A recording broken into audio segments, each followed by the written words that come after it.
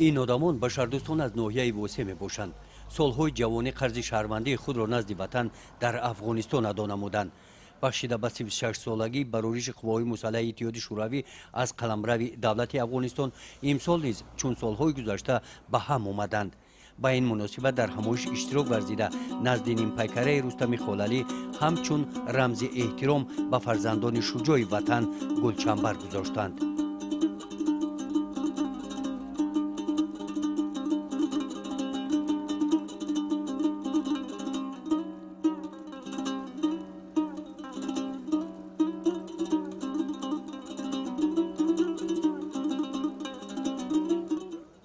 ادامه چاره‌بینی پاس خاطر در قصر فرهنگ ناحیه واسه برگزار گردید.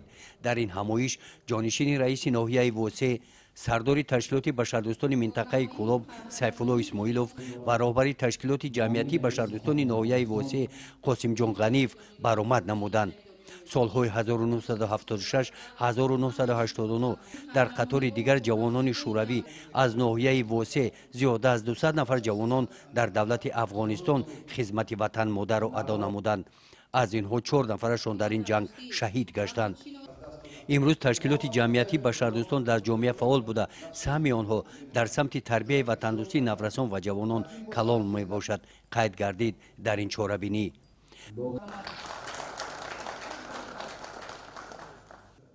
بعد برآمدهای رسمی در محیط ادانه از نام مقامات اجرایی حاکمیت دولتی ناحیه واسه برای خدمت‌های صادقانه به وطن به این نفران مکافات‌ها تقدیم کرده شدند. این چاره‌بینی با برنامه کنسرت ادانه جنبش گردید.